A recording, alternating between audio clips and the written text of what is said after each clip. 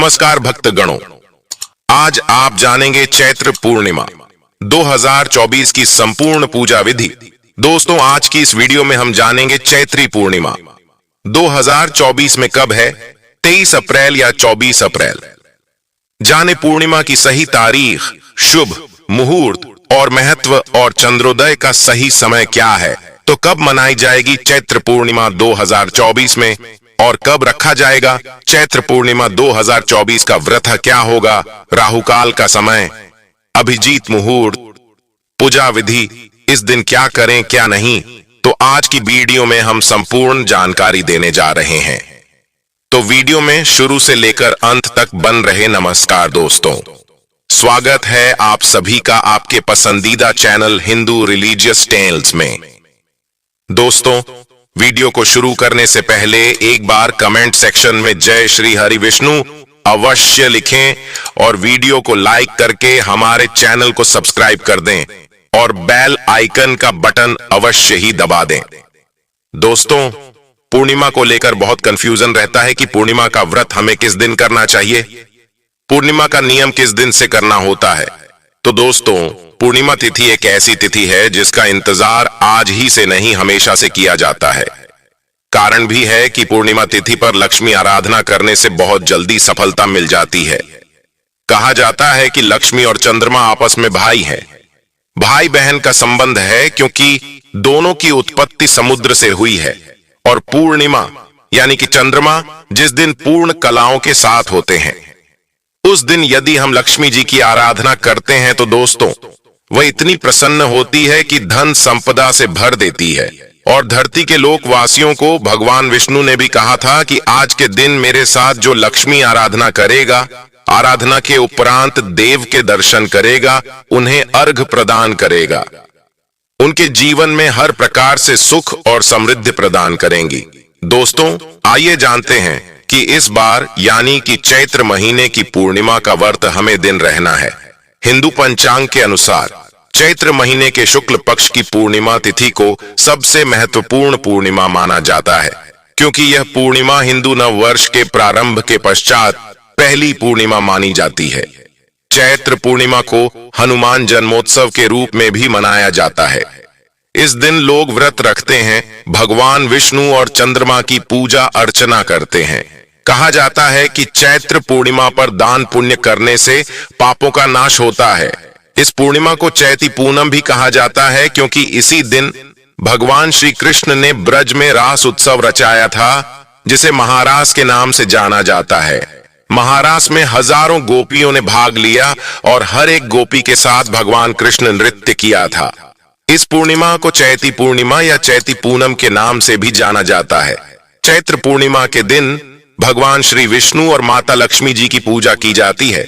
ये तिथि चंद्रदेव को समर्पित होती है, इसलिए इस दिन चंद्रदेव की पूजा का भी खास विधान है। पूर्णिमा के दिन चंद्रमा अपनी 16 कलाओं से परिपूर्ण होते हैं। इस दिन गंगा स्नान और दान भी किया जाता है। ज्योतिषियों की माने तो चैत्र पूर्णिमा पर इस बार भद्रावास योग का निर्माण हो रहा है और इस योग का निर्माण संध्या काल 4:25 तक होगा। इस दौरान भद्रा पाताल लोक में रहेंगी। शास्त्रों में वर्णित है कि भद्रा के पाताल और स्वर्ग लोक में रहने के दौरान पृथ्वी पर उपस्थित जीव, जंतु, पशु, पक्षी और मानव जगत का कल्याण होता है। इस समय भगवान श्री विष्णु की पूजा करने से जीवन में व्याप्त हर परेशानी, हर दुख दूर हो जाता है और भगवान श्री विष्णु की कृपा से धन, सुख, समृद्धि की प्राप्ति होती है।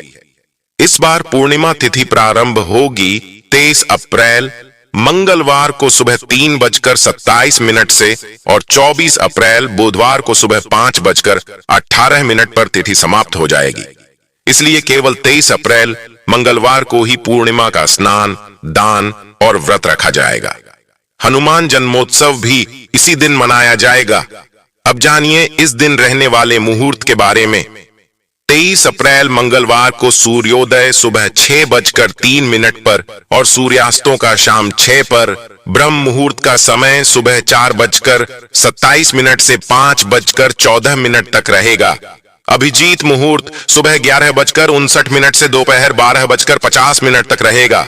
अभिजीत मुहूर्त में श्री सत्यनारायण भगवान की कथा का पाठ करना अति उत्तम रहता है। अमृत काल दोपहर 3:27 से शाम 5:13 तक रहेगा। अभिजीत मुहूर्त और अमृत काल में आप पूर्णिमा का दान दे सकते हैं। राहु काल जो कि अशुभ मुहूर्त होता है दोपहर 3 बजे से 4:30 बजे तक रहेगा। पूर्णिमा के दिन सफेद रंग की वस्तुओं का ज्यादा से ज्यादा दान करना चाहिए। इस दिन दूध या दूध से बनी वस्तुओं का दान किया जा सकता है। 23 अप्रैल मंगलवार चंद्रोदय होगा शाम 6:25 पर।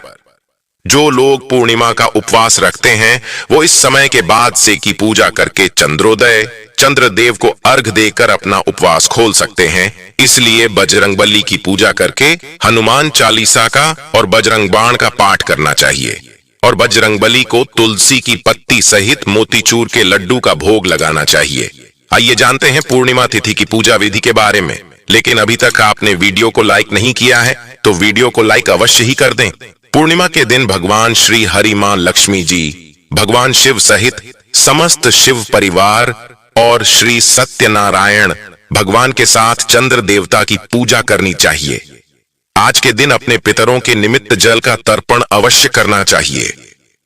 अपनी सामर्थ्य के अनुसार आज के दिन आप कुछ न कुछ दान अवश्य करें। दान आप मौसमी वस्तुओं का, मौसी फलों का, सब्जियों का, या आप गुड़, घी, गौ आदि का दान कर सकते हैं। जिसकी जैसी सामर्थ्य हो उसी के अनुसार ही दान करना चाहिए। व्रत रखने वाले भक्तों को सुबह देर तक नहीं सोना चाहिए। जहां तक हो सके ब्रह्म मुहूर्त में उठकर ही स्नान आदि से निवृत्त होकर सूर्य देवता को जल अर्पित करके फिर पूजा करनी चाहिए। पूर्णिमा व्रत की कथा अवश्य ही पढ़नी और सुननी चाहिए और दिन भर उपवास रखना चाहिए। शाम को चंद्रोदय होने पर चंद्र देवता को जल का अर्घ देकर और धूप दीप दिखाकर आरती करने के बाद खीर का भोग लगाकर उसी खीर को प्रसाद रूप में ग्रहण करके अपना उपवास खोलना चाहिए। आज के दिन सफेद रंग की वस्तुओं का ज्यादा से ज्यादा प्रयोग और दान करना चाहिए। घर में लहसुन प्याज का या मांसाहार का सेवन नहीं करना चाहिए। नाखून, बाल इत्यादि न काटे और दीपदान जरूर करें। पूर्णिमा के दिन किए गए दीपदान से भक्तों की सभी पाप कट जाते हैं और अंत में मोक्ष की प्राप्ति होती है। दीपदान आप अपने आसपास मंदिर में पवित्र वृक्षों के नीचे तुलसी जी के पौधे में कर सकते हैं। ध्यान रखें कि भगवान विष्णु को आप जो भी भोग लगाएं साथ में तुलसी जी पत्ते जरूर रखें। लेकिन पूर्णिमा के दिन तुलसी के पत्ते नहीं तोड़ने चाहिए। इसीलिए एक दिन पहले ही तुलसी के पत्ते भी तोड़कर रख लेने चाहिए।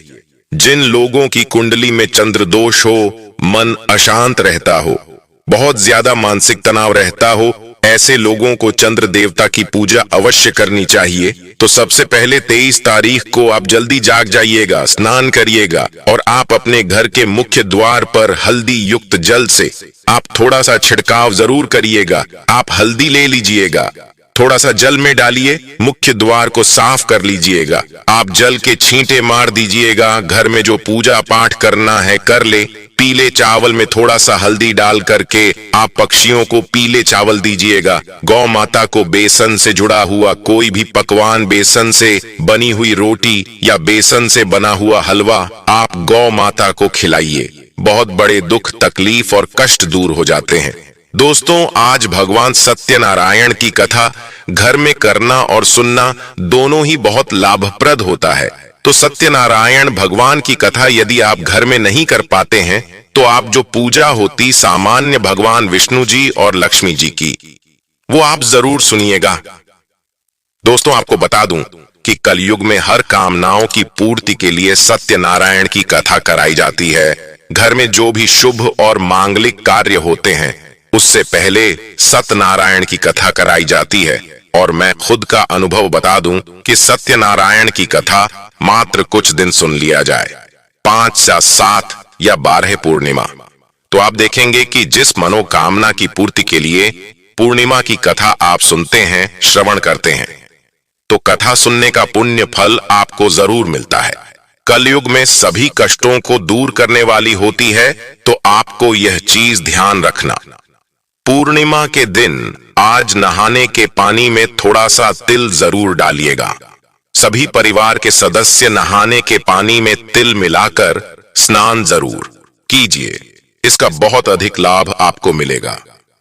तिल के स्नान और दान से जीवन के सभी कष्ट दूर होते हैं। दोस्तों, आज भगवान विष्णु की माता लक्ष्मी के साथ जरूर पूजा करिएगा, क्योंकि दोस्तों, छतरी की पूर्णिमा पर हनुमान जी का जन्म हुआ था। इसीलिए हनुमान जी की पूजा करके हनुमान चालीसा का पाठ भी आपको करना है। दोस्तों, हिंदू धर्म में 2 तिथियां ऐसी हैं जिनके बारे में कहा जाता है कि भूल ही नहीं सकते, और वो हैं अमावस्या और पूर्णिमा। इन 2 तिथियों में भगवान की पूजा करना, मंदिर में या जरूरतमंद लोगों को दान करना आपके जीवन के कष्ट दूर करने वाला है। और आज गुरु पुष्य योग है, तो आज जिन लोगों के विवाह में विलंब हो रहा है वह लोग जरूर कुछ महत्वपूर्ण उपाय कर लें। जिन लोगों को लक्ष्मी चाहिए वह लोग भी कुछ उपाय कर सकते हैं, जैसे हवन कर सकते हैं। कनक धारा स्तोत्र का पाठ आप लोगों के जीवन में चमत्कारी रूप से गरीबी को दूर करने वाला। जो लोग आज से कोई नई चीज शुरू करना चाहते हैं वह आज से करें। आज बहुत महत्वपूर्ण दिन है। ऐसा दिन संयोग से आता है कि पूर्णिमा भी हो और रवि पुष्य योग भी, तो आप इन महत्वपूर्ण कार्यों को कर लीजिएगा। दोस्तों, उम्मीद करता हूं आज की यह वीडियो आपको जरूर पसंद आई होगी, तो वीडियो को लाइक करके हिंदू रिलीजियस टेल्स चैनल को सब्सक्राइब अवश्य कर दें, और हां, पास वाली बेल आइकन का बटन दबाना बिल्कुल भी ना भूलें। मिलते हैं अपने अगली वीडियो में, तब तक के लिए धन्यवाद। जय श्री राम, हर हर महादेव।